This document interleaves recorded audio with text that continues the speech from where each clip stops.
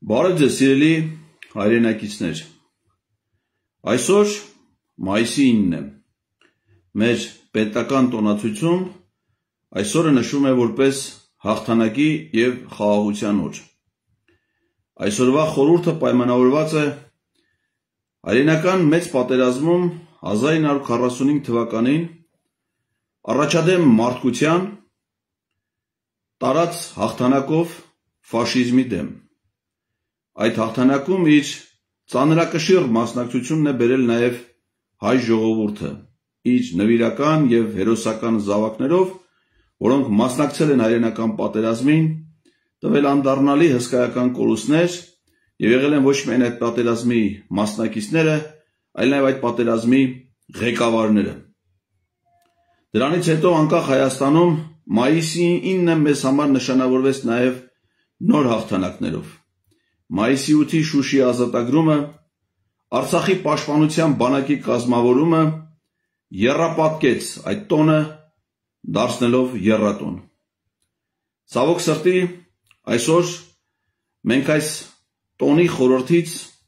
զրկված ենք հայրենիքի գողերի պատճառով։ Զրկված ենք նրանց պատճառով, ովքեր չունեն իրենց մեջ հայրենիք,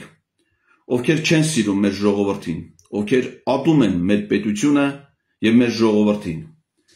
Եվ նրանք շարունակում են իշխել Հայաստանին, իշխել հայ ժողովրդին, տանելով ոչ թե հաղթանակների, այլ տանելով պատերազմների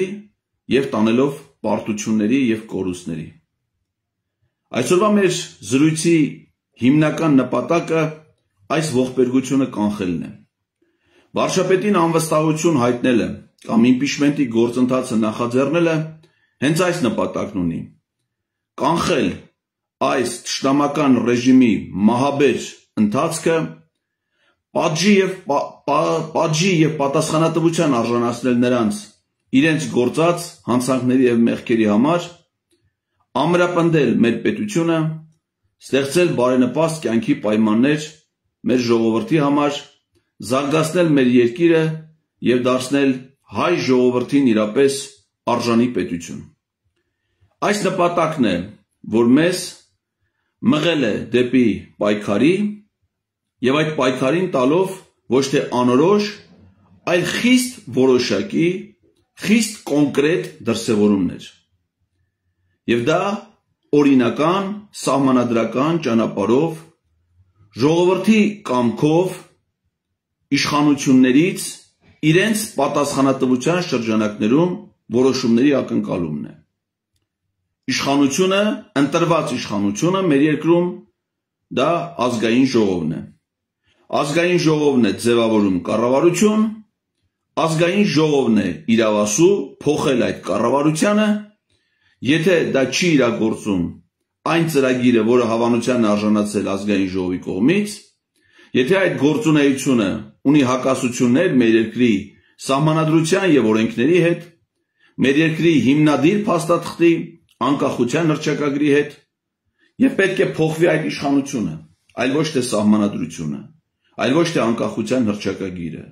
այլ ոչ թե մեր ազգային նպատակները, այլ ոչ թե մեր անվտանգության ռազմավարությունը, այլ մարդիկ, ովքեր հրաժարվում են դրանից, իսկ նրանք սովորական մարդիկ են, հանրային ծառայողներ, մեր ժողովրդին, մեր ժողովրդի հաշվին ծառայություն մատուցողներ։ Պետք չի նրանց ընկալել որպես տենց մի շատ կարևոր մարդիկ, վարչապետ, ՔՊ-ականներ, նախարարներ, չգիտեմ պատգամավորներ, նրանք ծառայողներ են։ Ես ինքս զբաղեցրել եմ մի շարք բարձրաստիճան պաշտոններ և ունեցել եմ շատ նորմալ, հասարակ, հանգիստ, ծառայողի վերաբերմունք, այսինքն զբաղեցնում եմ պետական պաշտոն, այդ պաշտոնի լիազորությունների շրջանակներում մեր ժողովրդի, մեր պետությանը ծառայելու համար։ Եվ եթե իմ ծառայությունը օգտակար է,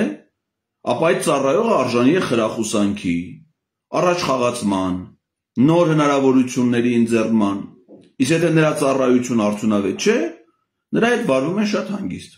հեռացնում են իրենց զբաղեցրած պաշտոնից։ Ակնհայտ է, որ այս կառավարությունը Նիկոլ Փաշինյանը իր ամբողջ հանցախմբով պարզապես չարիք է մեր պետության և ժողովրդի համար։ դա ապացուցելու կարիք այլևս չկա։ Դա ապացուցված է իրենց 7 տարվա պաշտոնավարմամբ։ Ես այսօր կամփոփեմ ձեզ համար այն իմպիչմենտի անվստահության գործընթացի արդյունքները, որովհետև մենք երբ որ ապրիլի 28-ին նամակներ էինք հանձնել ազգային ժողովի պատգամավորներին, նախատեսել էինք մեր կողմից, մեր խնդրանքում խելամիտ ժամկետ դրանց պատասխան տալու համար։ Այդ ժամկետը սահմանված էր մինչև մայիսի 8-ը։ Այդ ժամկետը երեք լրացել է։ Մենք ունենք արձագանքներ եւ մենք նաեւ չունենք արձագանքներ։ Եվ ես հիմա կամփոփեմ այդ արձագանքները ձեզ համար եւ կնախանշեմ, կներկայացնեմ այն քայլերը, որոնք մենք առաջիկայում նախատեսում ենք իրականացնել ըստ ստեղծված իրավիճակի։ Ուրեմն ինչ ունենք մենք։ Նախորդ անցնող շաբաթվա ընթացքում Նիկոլ Փաշինյանը, երբ որ գտնվում էր ազգային ժողովում, ըստ էության բացառեց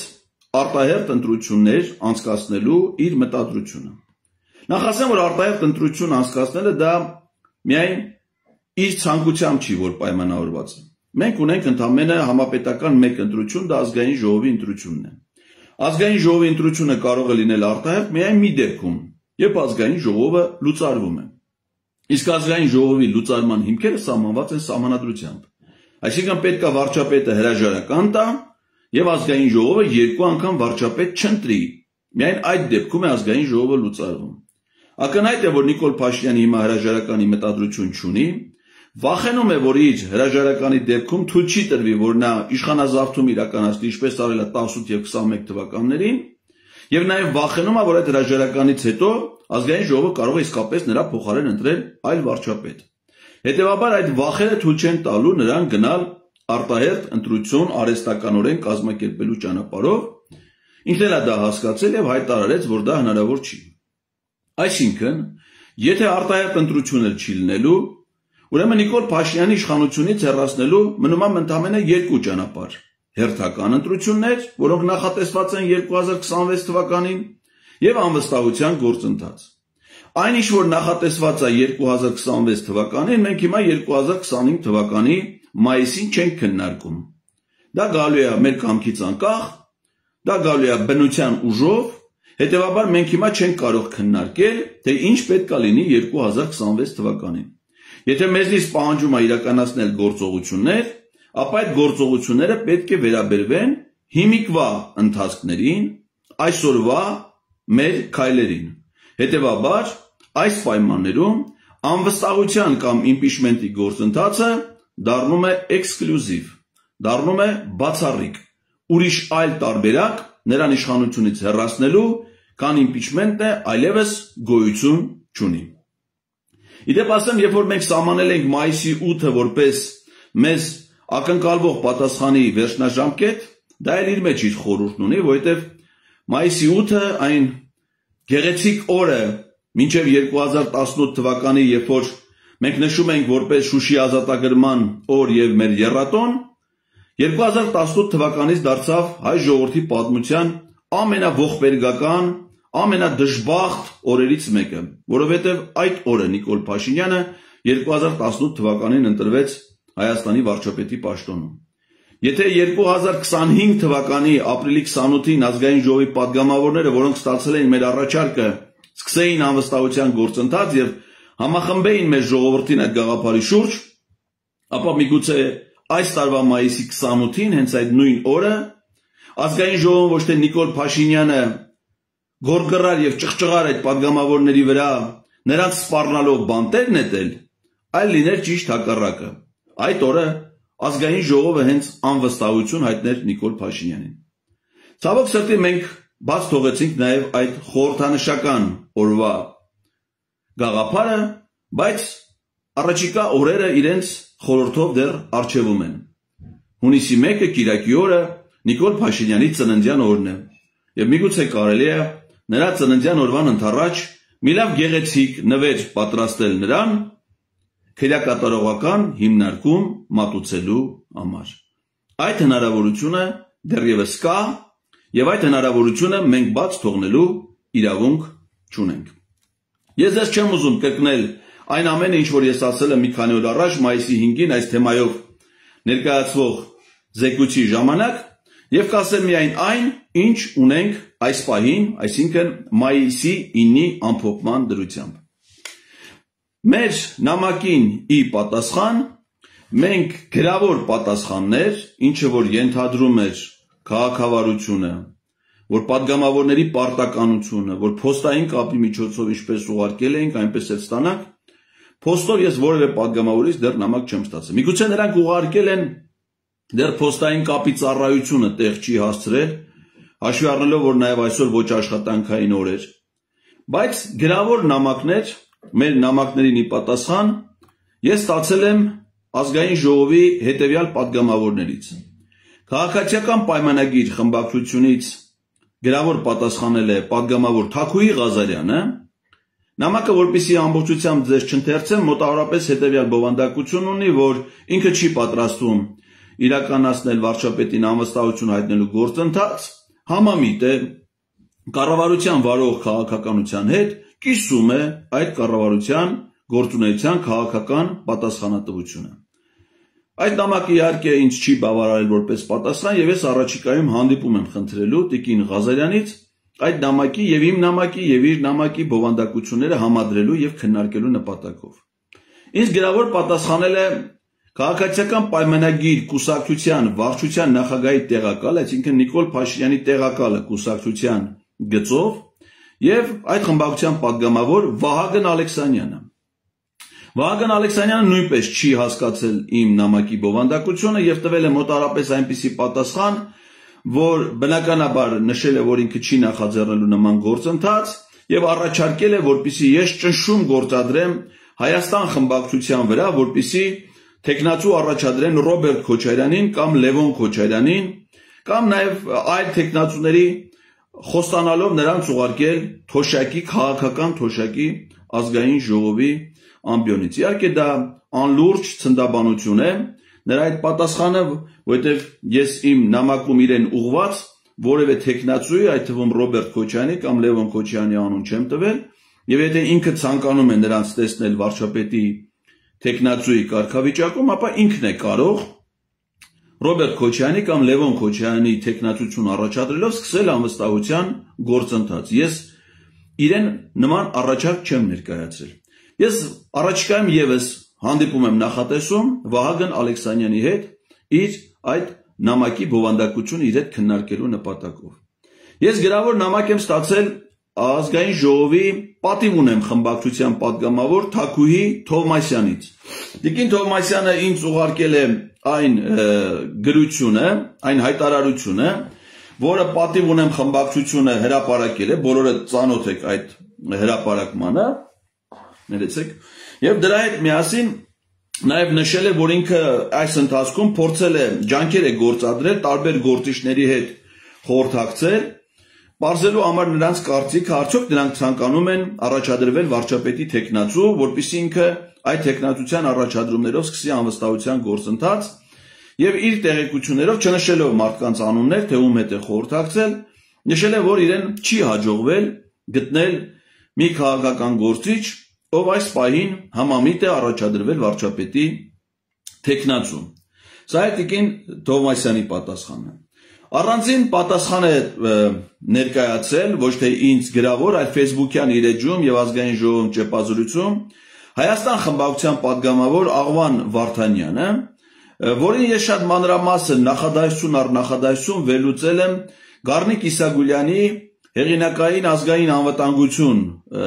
վերջին հաղորդաշարի ժամանակ ուղիղ եթերում այդ հաղորդումը հասանելի է Live News լրատվական կայքի YouTube-յան ալիքում ազգային անվտանգության հաղորդաշար Գառնիկ Իսագուլյանի հետ, ում հետաքրքիր է իմ մեկնաբանությունները Աղվան Վարդանյանի այդ շատ խոցելի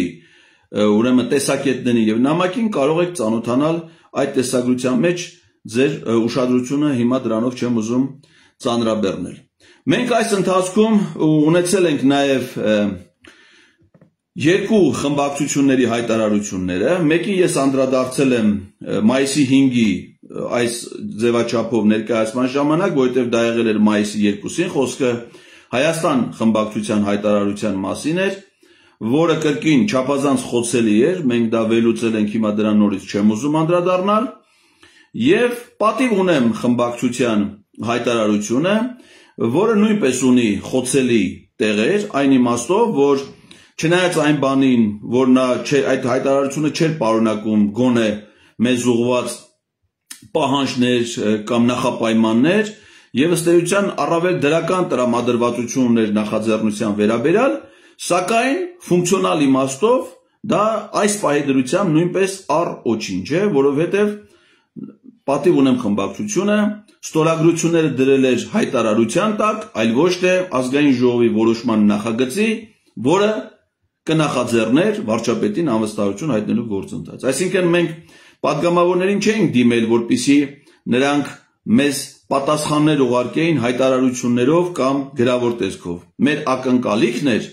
որպեսզի նրանք սկսեին անվստահություն հայտնելու գործընթաց։ Օրինակ Հայաստան խմբակցության հայտարարության մեջ նույնիսկ չի երևում պատգամավորները իրենք են ստորագրել այդ հայտարարությունը թե չէ, ես նույնիսկ հարցում եմ արել խմբակցության ղեկավար Սեյրան Օհանյանին, դեռ պատասխան չեմ ստացել, թե արդյոք իսկապես եղել է խմբակցությանից թե չէ, որտեղ ա եղել, ովքեր են մասնակցել։ Պատիվ ունեմ իմ պարագային բոլորի ստորագրությունները 6 հոգու տեսանելի են։ Բայց ցավոք սրտի այդ ստորագրությունները դրված են հայտարարության տեքստի տակ, այլ ոչ թե վարչապետին անվստահություն հայտնելու նախաձեռնության։ Եվ ես հույս ունեմ, շատ մեծ հույս ունեմ, որ այդ ստորագրությունները կտրանսֆորմացվեն եւ կդրվեն այն բովանդակության տակ, ինչը որ մենք իրենցից արդարացիորեն ակնկալում ենք։ Այսինքն այդ հայտարարությունն էլ մեզ այս պահին չի կարող բավարարել իր բովանդակության մեջ։ Կան նաեւ այսօր պարզ դարձավ, որ նորաստեղծ մի կուսակցություն կա, մասկ, եթե չեմ սխալվում, որը հիմնադրել են քաղաքացիական պայմանագիր խմբակցությունից դուրս եկած պատգամավորներ Հովիկ Աղազարյանը, Հակոբ Ասլանյանը եւ մի խումբ այլ քաղաքացիներ։ Հովիկ Աղազարյանը նախապես հայտնել էր, որ այսօր կլինի իրենց կուսակցության վարչության նիստը, որտեղ քննարկելու են անվստահության գործընթացին վերաբերող հարցը։ Նա այսօր հայտարարեց, որ ըստ էության այդ նիստը եղել է եւ իրենք մտադիր են, որոշում են կայացրել, սկսեն վարչապետին անվստահություն հայտնելու գործընթաց եւ միաժամանակ հայտարարեց, որ դա իրենք պատրաստում են իրականացնել 2025 թվականի մայիսի 20-ին, այսինքն մայիսի 20-ին նրանք ըստ Հովիկ Աղազարյանի հայտարարության արդեն կունենան նաեւ վարչապետի թեկնածու։ Այսինքն այսօր հայտարարեցին, որ սկսում են գործընթացը, սկսելու են, բայց պաշտոնապես դա կմեկնարկի բնականաբար այն ժամանակ, երբ որ կլինի նաեւ վարչապետի թեկնածու, այսինքն մայիսի 20-ին փաստացի լինելու է վարչապետին անվստահություն հայտնելու գործընթաց նրանց կողմից։ Անկեղծ ասած, ես հանդիպում ունեցել եմ Հովիկ Աղազարյանի հետ, մինչև այս գործընթացի սկիզբը, նույնիսկ մինչև մեր նամակներ ազգային ժողովին հանձնելը, եւ ինձ համար անակնկալ չի այս զարգացումները, բայց ինձ համար հետաքրքիր է, թե ինչքանով կլինի այն օբյեկտիվ, որովհետեւ հասարակության մեջ կա մտավախություն, որ Հովիկ Աղազարյան եւ Հակոբ Ասլանյանը, որոնք ԿՊ-ից հեռացել են ընդամենը մի քանի ոչխարների պատճառով, խոսքը իսկապես ոչխարների մասին է, այդ քրեական գործը, որի առանցքում ոչխարներն են, եւ միգուցե նրանք գաղափարական տարակարծություն դեռևս չունեն այդ իրենց իշխանական գործընկերների հետ, եւ կա անհանգստություն, որ միգուցե սա իշխանության կողմից ստեղծվող արհեստական գործընթաց է, բուն իմպիչմենտի ըստ էության գործընթացը վիժեցնելու նպատակով։ Մենք մեզնից շատ քիչ ջանքեր են պահանջվելու հասկանալու համար Հովիկ Աղազարյանի եւ Հակոբ Ասլանյանի մեկնարկելիք նախաձեռնության ազնվությունը եւ հասկանալու դրա զարգացումները, եւ եթե դրանք անազնիվ լինեն իշխանական պրոյեկտ, նախագիծ, կարծում եմ, որ մենք հասարակությանով ուժ կգտնենք դա խափանելու եւ իրական անվստահության գործընթացը առավել ինտենսիվ տեմպերով կյանքի կոչելու համար։ Այնպես ռիսկերը կան, բայց այդ ռիսկերը կառավարելի են։ Դեռ չեմ ուզում անդրադառնալ այդ ԿՊ-ական պատգամավորների արձագանքներին, իդեպ ասեմ, որ մի շարք բազմաթիվ պատգամավորներ իրենք են գնացել հարցազրույցների, չի եղել դեպք երևի որևէ պատգամավոր, որ որևէ տեղ գնա հարցազրույցի, իրեն չտան իմպիչմենտի վերաբերյալ հարցեր, այսօր օրինակ հայկական ժամանակ օրաթերթն է հարցազրույց վերցել քպեական մի падգամավոր Տիգրան Պարսիլյանից, ոչ ոք չի ճանաչում այդպես մարդկանց, պարզվում է այդպես մարդ էլ գոյություն ունի, բավականին իմիջիայլոց արտաքին տեսքով էլ մարդու բավականին նման էր։ Ու ասում է, որ ինքը կարդացել է այդ նամակը եւ դա նետել է աղբարկը, պատկերացնում եք։ Այսինքն մենք արդեն ունենք երկու բարբարոսություն մեր նամակների նկատմամբ, Արսեն Թորոսյանը հրապարակավ եթերում պատռում է այդ նամակը եւ այս մեկը, չգիտեմ, պատռել է թե չէ, բայց ասում է նետել է աղբարկը, այսինքն քաղաքացուց ստացել է նամակ ու նետել է աղբարկ։ Ես նրանց իհարկե կանդրադառնամ հետագայում դրա պատասխանը իրանք անպայման տալու են այդ իրենց ցինիկ պահվածքի։ Մենք ունեցել ենք նաև հանդիպումներ, ուզում եմ ձեզ ներկայացնել ամբողջական ցանկը այն հանդիպումների, որ արթուն ենք շարժման կողմից, ես եւ Նարեկ Մալյանը, ինչ որ этаպում նաև մեր գործընկերներից մեկը ունեցել ենք մի շարք հանդիպումներ։ Մայիսի 2-ին իրավաբաններ Արամ Օրբելյանի եւ Վահե Գրիգորյանի հետ, խոսքը Սահմանադրական դատարանի նախկին դատավոր Վահե Գրիգորյանի մասին չի, այլ շատ առավել փորձառու եւ բանիմաց իրավաբանի մասին է խոսքը։ Մայիսի 2-ին մենք հանդիպում ենք ունեցել Հայ ազգային կոնգրեսի փոխնախագահներ Լևոն Զորաբյանի, Արամ Մանուկյանի եւ կուսակցության վարչության անդամ Արմեն Խաչատրյանի հետ։ Մայիսի 5-ին մենք հանդիպում ենք ունեցել միասին այլընտրանքային հասարակական քաղաքական շարժման ներկայացուցիչների հետ։ Մայիսի 7-ին հանդիպում ենք ունեցել Հայրենիք կուսակցության ղեկավար Արթուր Վանեցյանի եւ կուսակցության վարչության անդամների հետ, կարծես թե ողջ կազմին։ Ամենայն դեպս մենք ճանաչում ենք գործընկերներին, մեծամասնություն առնվազն ներկա էին։ Մայիսի 8-ին մենք հանդիպում ենք ունեցել Հայաստանի Հանրապետական կուսակցության նախագահ Սերժ Սարգսյանի եւ կուսակցության գործադիր մարմնի եւս 6 անդամների հետ։ Մայիսի 10-ին վաղը նախատեսվում է հանդիպում ազգային ինքնորոշում միավորում կուսակցության Երևանի կազմակերպության ներկայացուցիչների հետ։ Սրանք այս պահի դրությամբ տեղի ունեցած եւ պլանավորված մեկ հանդիպման մասին տեղեկություններն են։ Բոլոր հանդիպումները անցել են շատ արդյունավետ, կառուցողական մթնոլորտում։ Գրեթե բոլոր դեպքերում մենք լսել ենք քաջալերող, աջակցող խոսքեր այս նախաձեռնության վերաբերյալ։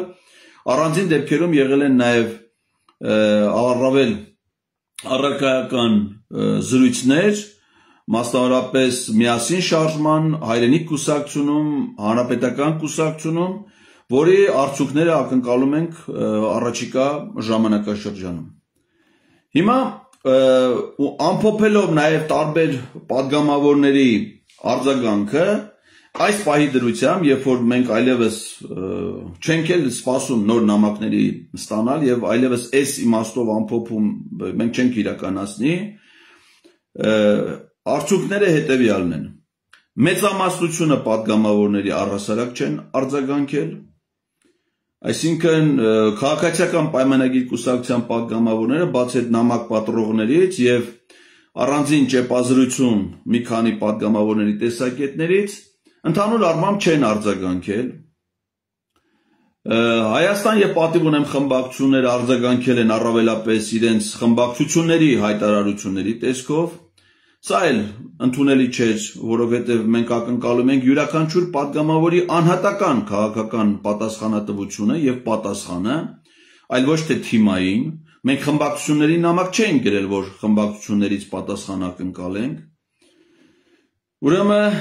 առաջիկայում մեր հանդիպումները շարունակվելու են։ Ես ուզում եմ ձեզ տեղեկացնել, որ ազգային ժողովի կայքում կար հայտարարություն, որ նախատեսվում են քաղաքացիների ընդունելություններ ազգային ժողովի փոխնախագահների եւ հանձնաժողովների մոտ։ Ես զանգել եւ գրանցվել եմ եւ եկող շաբաթվանից սկսած ամսի 12-ից նախատեսում են հանդիպումներ ազգային ժողովի հատկապես քաղաքացիական պայմանագիր խմբակցության падգամավորների հետ։ Մասնավորապես մայիսի 12-ին ես կհանդիպեմ ազգային ժողովի փոխնախագահ Ռուբեն Ռուբինյանին, ժամը 2-ից 4-ն է նախատեսված քաղաքացիների ընդունելությունը։ Ամսի 16-ին կհանդիպեմ ազգային ժողովի նախագահի տեղակալ Հակոբ Արշակյանին։ Ուրեմն ամսի 12-ին կա հանդիպում տարածքային կառավարման, տեղական ինքնակառավարման, գյուղատնտեսության հետ հանձնաժողովում, ամսի 14-ին աշխատանքի սոցիալական հարցերի հանձնաժողովում, ամսի 15-ին պետաիրավական հարցերի հանձնաժողովում, ամսի 16-ին տնտեսական հարցերի հանձնաժողով, 19-ին առողջապահության եւ այդպես։ Ես առաջիկայում հիմա կդնեմ Facebook-ում իմ հանդիպումներ այդ հանձնաժողովների հետ եւ կխնդրեմ զանգվածային լրատվամիջոցների ներկայացուցիչներին ինձ հետ գալ այդ հանդիպումներին, ես իրանց հետ մասնավոր անհատական հարցեր չեմ քննարկում, գաղտնիք չկա եւ կարծում եմ, որ պետք է այդ հանդիպումները լինեն ուղիղ եթերում, մարդիկ լսեն, թե ես ինչ հարցեր եմ պատրաստվում բարձրացնել ազգային ժողովի քաղաքացիական պայմանագիր խմբակցության падգամավորների առաջ, նախապես իրենց ասել եմ, որ իմ հանդիպման նպատակը միայն իմպիչմենտի թեման, անվստահության թեմայի քննարկումն է, յուրաքանչյուր հանձնաժողովի հետ եւ ազգային ժողովի փոխնախագահի հետ իրենց ոլորտին առնչվող հարցերի շրջանակներում, այսինքն օրինակ տնտեսական հարցերի մշտական հանձնաժողովի անդամների հետ մենք քննարկենք կառավարության ծրագրի տնտեսական քաղաքականությանը վերաբերող բաղադրիչը եւ կպարզենք կառավարության գործունեությունը համապատասխանում է ծրագրին թե ոչ։ Եվ այդպես շարունակ բոլորի պատասխանը մենք պետք է լսենք, այսինքն մեր ինտենսիվ աշխատանքը շարունակվում է։ Այնպես ստացվեց, որ այս շաբաթ հիմնական մեր շփումները թեկուզ առցանց ձևաչափում, տենց հեռավար հարցազրույցների միջոցով եղավ ընդդիմադիր падգամավորների հետ խմբակցությունների, որովհետև նրանք հայտարարություններով հանդես եկան, մենք մեր մեկնաբանությունները տվեցինք այդ հայտարարություններին եւ կարծես թե դիալոգը ծավալվեց նրանց հետ։ Բայց ես նախապես եմ ասել, որ մեր գործը ազգային ժողովի բոլոր падգամավորների հետ է եւ եկող շաբաթվանից սկսած մենք ավելի ինտենսիվ կփորձենք աշխատել քաղաքացիական պայմանագիր խմբակցության падգամավոր։ Ես շատ ուրախ կլինեմ, որ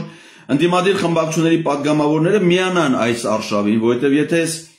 սահմանափակ հնարավորություն ունեմ կոնկրետ օրերի, ժամերի հանդիպել քպեական падգամավորների հետ, ազգային ժողովի շենքում գտնվող ընդդիմադիր падգամավորները նման սահմանափակումներ չունեն եւ իրենք ավելի ինտենսիվ կարող են այդ աշխատանքը տանել, այսինքն այն որ պիտի Էդգար Ղազարյանը կամ Նարեկ Մալյանը գնա իրանց համար որսի եւ քպեական падգամավորներ որսա եւ բերի հանձնի իրանց որպես ուրեմն ավար, կարծում եմ դա անհիմն մոտեցում է եւ եթե իրենք նույնպես ուզում են որ Նիկոլ Փաշինյանը հեռանա, կարծում եմ որ իրենք էլ են ուզում, ամենայն դեպս իրենք իրենց հայտարարություններում դա ասում են, չնայած գործով դեռ չեն ապացուցել եւ եթե ուզում են իսկապես նրանք էլ պիտի միանան այս արշավին, այս աշխատանքին եւ ես շատ ակտիվ աշխատելու եմ այդ ուղղությամբ օգտագործելով բոլոր հնարավորությունները քպեական падգամավորներին։ Զանգելու եմ, հանդիպումներ եմ խնդրելու անհատական, օգտվելու եմ քաղաքացիների ընդունելության այդ ձևաչափից եւ այլն։ Ինչ ունենք մենք, մեր ընդդիմադիր падգամավորներից անկեղծ ասած մեծ հիասթափություն ապրեցի այս ժամանակաշրջանում պայմանավորված իրենց արձագանքներով, որ նրանք այս մեր գրության հիմնական բովանդակությունը թողած, ազնիվ մտադրությունը թողած, սկսեցին դրան տալ այլաբանական մեկնաբանություններ, իրականությանը չհամապատասխանող, ներկայացնելով պահանջներ, անհիմն պահանջներ, դառնալով իսկապես թիրախ, իրանք իրենց թիրախավորեցին եւ նաեւ փորձեցին ինձ Նարեկ Մալյանին թիրախավորել այս գործընթացում։ Ես ուզում եմ մեր падգամավորներին նորից խնդրել, որպեսզի իրենց մտքից հանեն բոլոր այլաբանությունները, բոլոր տարբեր ձևակերպումները, իրականությանը չհամապատասխանող եւ վերադառնան կոնստրուկտիվ հարաբերությունների դաշտ։ Այս գաղափարի հեղինակը վարչապետին անվստահություն հայտնելու իմ գաղափարը չի։ Ես դրա նկատմամբ հեղինակային իրավունքներ չունեմ։ Ընդդիմադիր մեր գործընկերների շատերը, հատկապես Հայաստան խմբակցությունից, ասում են, որ այդ գաղափարի հեղինակը իրենք են, առաջին անգամ իրենք են դա ասել, իրենց այդ իմաստով էլ եմ ուզում հիասթափեցնել, որ այդ գաղափարի հեղինակը նաև իրենք չեն։ Այդ գաղափարի հեղինակը Հայաստանի Հանրապետության սահմանադրությունն է։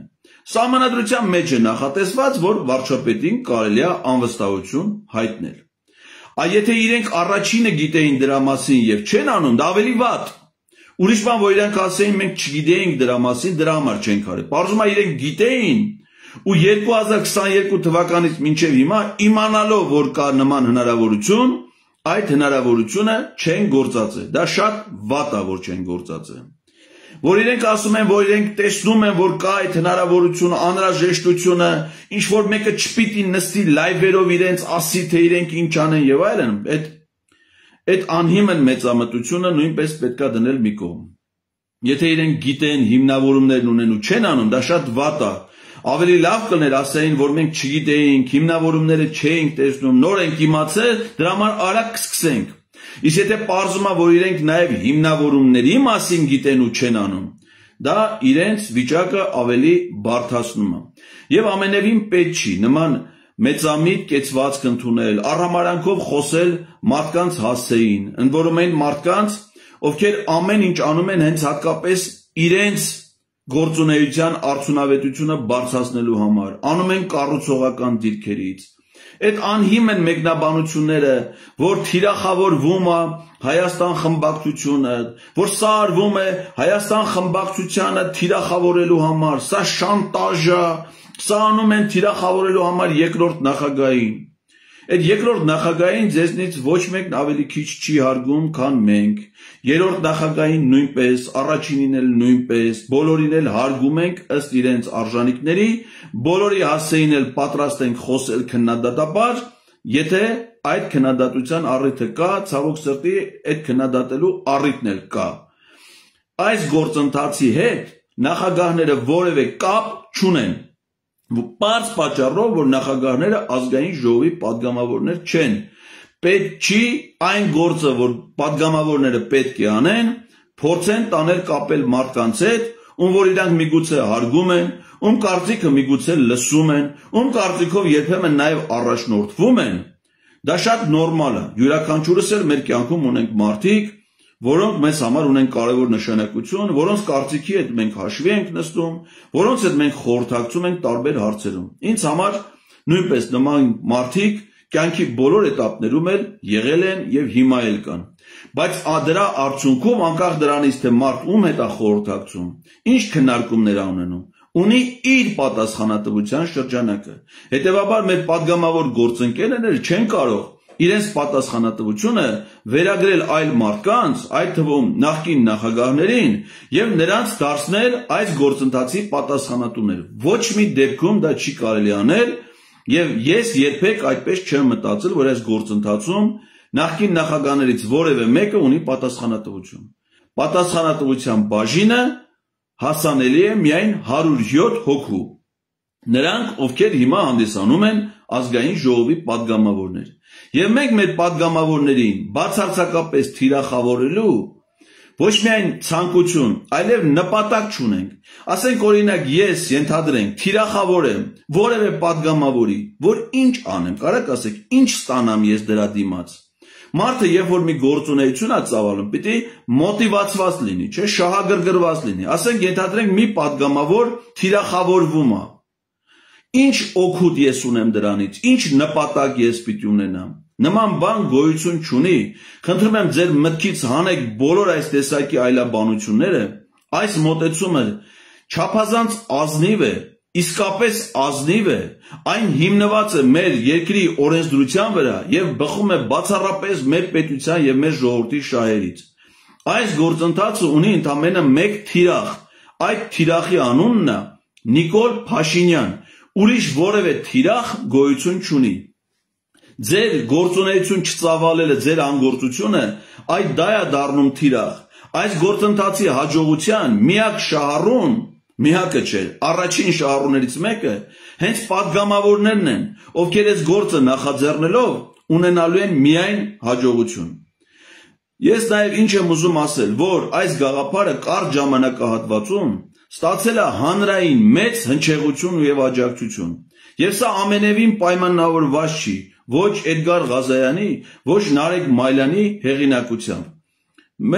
Իմ եւ Նարեկ Մայլյանի, ով էլ որ միանա այս գործին, անձնական հեղինակությունը, ազդեցությունը հանրային կյանքի վրա չափազանց համեստ է։ Իսկ գաղափարը, որ կարճ ժամանակահատվածում հնչեղություն է ստանում, դա պայմանավորված է ոչ թե սուբյեկտիվ գործոններով, այլ դա պայմանավորված է օբյեկտիվ գործոններով, այսինքն գաղափարի նկատմամբ է հանրային հետաքրությունը մեծ, ոչ թե անհատների։ Այսինքն, եթե իմ փոխարեն որևէ այլ մեկը այս գաղափարի մասին խոսի, այս գաղափարը առաջ մղի, միևնույն է նա իր ճանապարհը հարթելով գնում է։ Եթե ես այլևս սրանով ընդհանրապես չզբաղվեմ, ոչ մի բառ չխոսեմ, ոչինչ չանեմ, Facebook-ից դուրս գամ, հարցազրույցների չգնամ, այս գաղափարը չի մեռնելու, այս գաղափարը չի կանգնելու, դա այլևս դարձել է մեր քաղաքական օրակարգի գլխավոր թեման։ Պատահական չի, որ այսքան լրատվամիջոցներում, այսքան հարցազրույցներ, լրագրողները նրանք խո հիմար մարդիկ չեն, որ իրենց հյուրերին գրեթե բոլորին առանց բացառության այս թեմայի վերաբերյալ հարցեր են տալի։ Այս թեմայի վերաբերյալ իրենց զրուցակցի կարծիքն են ուզում ճշտել։ Դա դրանից է, որ իրենք էլ են գիտակցում, որ այս գաղափարը պահանջված է, եւ գիտեն, որ դա պահանջված է իրենց հեռուստադիտողների, իրենց ընթերցողների, հասարակության համար։ Սա արդեն կորցրել է կառավարելիության բոլոր հնարավոր սահմանները եւ թափ է հավաքում։ Gallup International-ը հարցում էր արել կոնկրետ նշելով, ոչ թե անվստահության գաղափար ընդհանրապես, այլ ապրիլի 28-ից նշելով Էդգար Ղազյանի, Նարեկ Մայլյանի նախաձեռնությամբ սկսած անվստահության գործընթացի վերաբերյալ ինչ վերաբերմունք ունեք։ Հավաքական մոտ 37% հարցվածների դրական վերաբերմունքը արտահայտել։ Հասկանում եք, 10 օրում հարցումը լարել են մի քանի օրում, արդյունքները հրապարակել են 5 շաբաթ, այսինքն 5 օրվա աշխատանքը 5 օրվա հասարակության ըստ հարցվածների 37%-ի մոտ արդեն դրական վերաբերմունք առաջացել։ Եվ պարզ է, չէ, որ այս գաղափարը դեռ զարգանալու է։ Հետևաբար, սրա հետ հնարավոր չի հաշվի չնստել։ Հասարակության կարծիքի հետ, հասարակության կամքի հետ հնարավոր չի հաշվի չնստել։ Պարզ է, չէ, թե ինչ հասարակական ռեզոնանս առաջացնելու եւ ոգևորություն, եթե այս գաղափարը մտնի արդեն կոնկրետ իրագործման փուլ։ Երբ որ մենք ունենանք վարչապետի թեկնածու, ունենանք պատգամավորների ստորագրություններ այդ նախաձեռնության տակ, սկսենք աշխատել այդ ուղղությամբ, ԿՊ-ական պատգամավորների հետ մեր աշխատանքը լինի արդեն հասցեական, շատ կոնկրետ, ըստ թեկնածուի, կոնկրետ որոշման համար, ունենանք հաջողություններ, ես վստահ եմ, որ ունենալու ենք հաջողություններ։ Այս գաղափարի իրագործումը զնագնդի էֆեկտով, երկրաչափական պրոգրեսիայով է իր ազդեցությունը թողնելու հասարակական հարաբերությունների վրա։ Մարդիկ ինչ են այս գաղափարը ընդունում, որովհետև լսում են եւ իմ, եւ մեր գործընկերների կարծիքները, դրանք համադրում են պատգամավորների տված մեկնաբանությունների հետ եւ տեսնում են, որ նրանք պարտվում են։ Այսինքն պարտվում են գաղափարապես, չեն կարողանում հիմնավորել, թե նրանք ինչի չեն սկսում այդ գաղափարը։ Մարդիկ նրանց շատ պարզ հարցեր են տալի։ Ասում են, լավ, եթե սկսեցիք, հաջողություն չունեցաք, ինչ եք կորցնում։ Ինչ եք կորցնում, ոչինչ չեք կորցնում, չէ՞ որ եթե հաջողություն չի ունենում, Նիկոլ Փաշինյանը մնում է վարչապետ։ Հետո դուք էլ եթե հիմա չեք սկսում, Նիկոլ Փաշինյանը մնում է վարչապետ։ Իսկ եթե սկսում եք, համախմբում ենք մեր ջանքերը, պայքարում ենք այդ ուղղությամբ, փորձում ենք այդ դժվարությունները հաղթահարել, հնարավոր է նաև արդյունք ունենանք, չէ՞։ Հնարավոր չի, չէ՞ արդյունք ունենալ, եթե դու ոչինչ չես անում, այսինքն եթե դու վարչապետի տեխնացու չունես, չես պայքարում այդ ուղղությամբ, ո՞նց պիտի նրան հեռացնես։ Եվ ինչքան էլ ուզում եք ասեք, այո, եթե դու ունես անվստահության հնարավորություն եւ դա չես գործադրում, ապա դա ակամա վերածվում է վստահության։ Իսկ Նիկոլ Փաշինյանին գիտակցված կամ ակամա վստահություն ցուցաբերելը դա կործանարար է ցանկացած քաղաքական գործչի համար։ Մենք այդ պատգամավորներին հիմա նամակով դիմում ենք, որովհետև իրանք պատգամավորներ են։ 2026 թվականին մենք իրենց չենք դիմի, եթե իրենք պատգամավորներ չլինեն, էլ ինչի դիմենք։ Իսկ իրենք չեն կարող պատգամավոր լինել։ Եթե այս մոտեցումն են ցուցաբերում, եթե չեն ուզում պայքարել, եթե չեն ուզում դժվարություններ հաղթահարել, եթե չեն ուզում մեր ժողովրդի կամքը իրականություն դարձնել։ Իսկ ես առավել քան վստահ եմ եւ զգում եմ, որ հասարակության գերակշիռ մասը նրանք ուզում են հեռացնել Նիկոլ Փաշինյանին։ Իսկ եթե ուզում ենք, ապա պետքա գանք ռացիոնալ դաշտ, չէ՞, ինչպես է դա հնարավոր։ Եթե քննարկում ենք բոլոր հնարավոր տարբերակները եւ գալիս ենք ընդամենը մեկ լուծման, որ գոյություն ունի ընդամենը մեկ լուծում, Երկրորդը գոյություն չունի, որ երկրորդը ասենք այս ճանապարհով է կարող են գնալ։ Մնում է սա, ուրեմն հասկանալով այս ճանապարհի դժվարությունները, հասկանալով այս ճանապարհի խնդիրները, մենք ոչ թե պետք է խուսափենք այդ դժվարություններից, այլ հաղթահարենք այդ դժվարությունները։ Եվ ես վստահ եմ, որ այդ գաղափարը հաջողություն ունենալու։ Փորձում են ծաղրել, փորձում են ասել անլուրջ, Պետրոսի տեսակետն է եւ մեր մի շարք պատգամավորների։ Այս անլուրջ է, իմպիչմենտի գործընթացը անլուրջ է։ Սրանից լուրջ բան գոյություն չունի։ Երբեմն մենք դա շատ խիստ, լուրջ, ծանր փաստարկներով ենք ներկայացնում, երբեմն հումորով, երբեմն սարկազմով, բայց այս գաղափարը չափազանց լուրջ է, եւ այս գաղափարը ունենալու է միայն հաջող լուծում, եւ այդ հաջող լուծումը Նիկոլ Փաշինյանին հեռացումն է։ Ես վստահ եմ, որ դա լինելու է։ Մենք մտնել ենք արդեն այս գաղափարի ներկայացման շուրջ քննարկումները այլևս համարյա ավարտված են։ Նոր բան չկա ասելու, հիմնավորված է եւ այդ հիմնավորումները հասել են մեր հասարակությանը եւ ստացել են բավարար աջակցություն։ Մենք հիմա եկող շաբաթվանից թեւափոխելու ենք այս պայքարի նոր փուլ եւ այս պայքարի վճռական փուլը լինելու այն ժամանակ, երբ գոնե ընդդիմադիր դաշտի քաղաքական ուժերի կողմից կլինի ներքին քննարկումներ, մենք հիմա մեր այս քաղաքական քննարկումների արդյունքում ակնկալում ենք իրենց ներքին քննարկումները, որոնց արդյունքում կլինի միասնական թեկնածու եւ մենք բոլորս մեր ջանքերը կգործադրենք այդ միասնական թեկնածուի շուրջ համախմբվելու, նրան նաեւ հանրային մեր աջակցությունը ցուցաբերելու եւ գործընթացը առաջ մղելու համար։ Եվ մենք վստահեցնում եմ ձեզ, որ ռեկորդային կարճ ժամանակահատվածում հնարավոր է ունենանք փայլուն արդյունքներ։ Ես առավել քան վստահ եմ, այս գաղափարը լուրջ գաղափար է, այս գաղափարը դառնալու է իրականություն եւ այս գաղափարը իրականություն է դառնալու մեր բոլորի միասնական ջանքերով, մեր բոլորի ցանկությամբ եւ դրա արդյունքում մեզ հաջողվելու է Նիկոլ Փաշինյանին վռնդել իշխանությունից, կանխել մեր պետության կործանարար ընթացքը եւ պայմաններ ու միջավայր ստեղծել մեր պետության անվտանգության ամրապնդման, իրական եւ տևական խաղաղության հաստատման եւ արժանապատվորեն մեր խնդիրները լուծելու, մեր պետությունը եւ հասարակությունը զարգացնելու համար։ Կյանքը շարունակվում է այս նախաձեռնության իրականացման նոր փուլով, նոր տեմպերով, որը մեզ մոտեցնում է նվիրական հաղթանակին։ Բարին ընձեզ, Աստված մեզ բոլորից պահապան, շնորհակալություն ուշադրության համար, եւս մեկ անգամ շնորհավորում եմ հաղթանակի եւ խաղաղության տոնի առիթով, մաղթելով մեզ նոր հաղթանակներ եւ դրա արդյունքում հաստատվելիք իրական խաղաղություն։ Շնորհակալություն, բարի գիշեր ձեզ։